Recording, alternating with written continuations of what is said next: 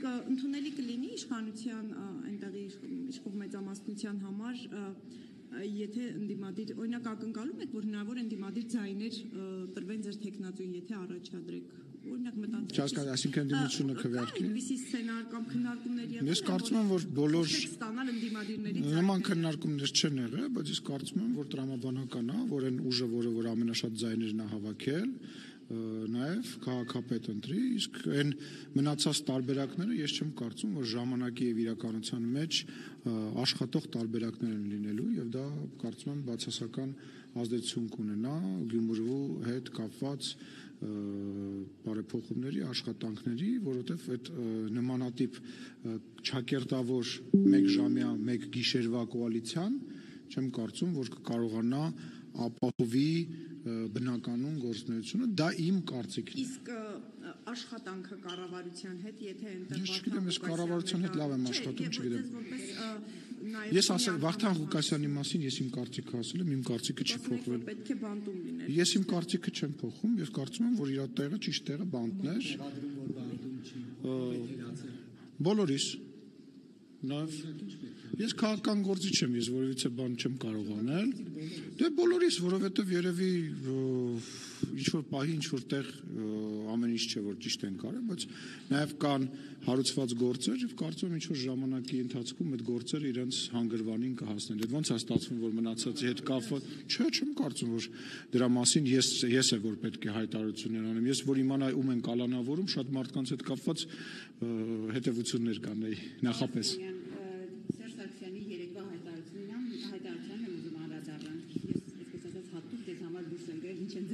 Ինձ ասել եմ, ես չեմ նայել։ Հա։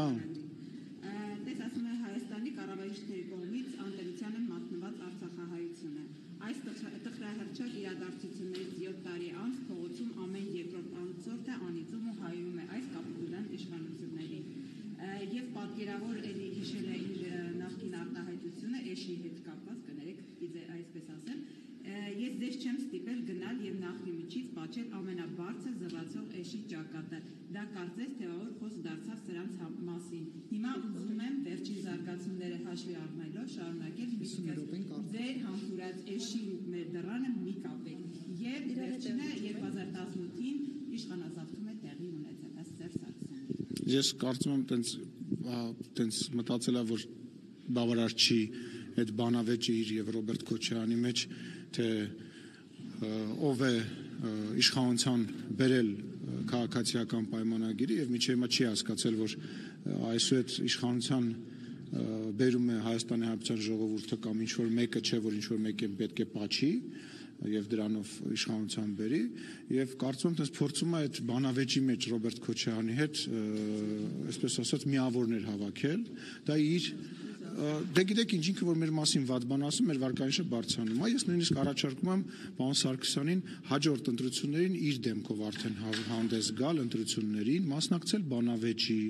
հանրային հեռուստատեսության, որը նախատեսված է օրենքով, քարոզ արժավ անցկացնել, քաղաքական գործ չի, որը որ տենց հայտարարություններ է անում, ճիշտ տրամաբանությունը դա է։ Ինչ վերաբերում է այդ բառերին կապիտուլյանտը բան, ասենք մերժվածի կողմից մենք արդեն ասել ենք, նախ ինքը հայ ազգի կողմից մերժված եզակի անձնավորությունն է, երկրորդը կապիտուլյանտն է ինքը, որովհետև այն ամեն ինչ որ ինքը արել է Հայաստանի բանակի հետ, այն ինչ որ իրանք արել են Ղարաբաղի հետ, կարծում եմ նես չէ, որ մի գիշերվա մեջ այն ամեն ինչ որ 2020 թվականին տեղի ունեցավ։ Վերջիվերջո չենք մոռանում, որ 2018 թվականից այս կողմ Հայաստանի Հանրապետության մասին խոսելով, Հայաստանի Հանրապետության շահի մասին խոսելով իր մերձավոր շրջապատի, իր փեսեքի, իր մնացածի բարեկեցությունն է մեծացել, ոչ թե բանակի, որ ինքը 80-ականների զենքերով էր զինվում, բայց իրանք 2007 թվականի ջիպերով եւ դղյակներով էին ապրում։ Թող նա դրա մասին խոսել ամոթ է։ Ասում մենք խոսում է, շատ լավ է, թող խոսա, ասում, թող իր դեմքով մասնակցի ընտրություններին, ավելի մեծ լավություն մեզ առաջ չի։ Իրենք մասնակցեն չգիտեմ ինչին ուզում է թող միանա, այս 5 տարիա, 6 տարիա հա միանում են, անընդհատ թող միանան։ Փարաքարում եւ Գյումրիում պարտությունը, որ իշխանությունը կրեց, արդյոք մտավախություն չունեք, որ նույնը կլինի 2026 թվականին, որովհետեւ ասում են սա ցուցիչ էր ընտրությունների։ Չէ, չունեմ, որովհետեւ նախ Գյումրիում մենք պարտություն չենք կրել։ Քաղաքացիական պայմանագիր կուսակցությունը հավաքել է ամենաշատ ձայները, 2 անգամ ավել ձայն,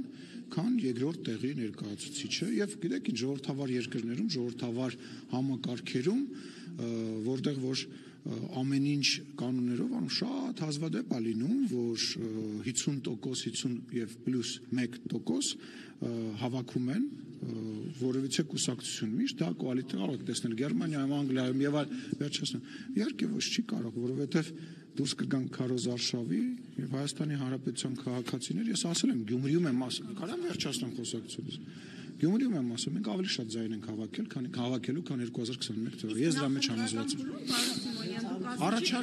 Առաջարկով, որովհետեւ այն առաջարկը,